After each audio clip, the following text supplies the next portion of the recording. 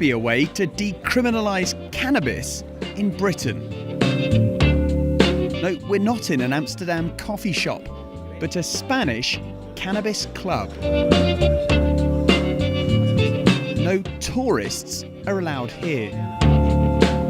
It's members only, and in this club, you have to be over 21. In Spain, it's legal to possess or smoke a small amount of cannabis, but you can't sell it. So to stay within the law, private clubs like this one charge their members an annual fee. And on top of that, members make contributions to the club. In return, the members share the food, drinks, and the club's cannabis crop. And that's legal. And London law lecturer Amber Marks has been studying the Spanish cannabis club model. So long as the cannabis club is providing cannabis to those who are already habitual users, have themselves contributed to the funding of the cultivation, then they are deemed to be outside of the criminal law. But there wasn't a change in the law here.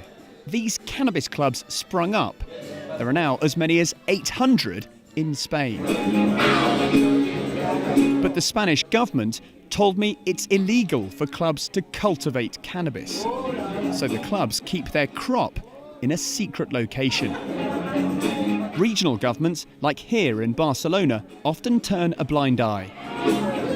In the club, members have a menu offering some strong varieties of cannabis which can cause some people mental health problems. Strong cannabis has been associated with panic attacks, has been associated with psychotic symptoms, with anxiety and with depression. But the cannabis connoisseurs at this club argue it's better that people buy the drug and consume it here. It's always better to come here to get your marijuana, and you know you're getting a good quality, which is studied by us. There's quality control, which is very important. It's the main issue, that we want to know what we're smoking. In fact, Amber Marks has just reported her findings about Spain's cannabis clubs to a group of British parliamentarians who favour drug policy reform in the UK. Her dad is Howard Marks, a British author and former drug smuggler who's campaigned for cannabis to be legalised.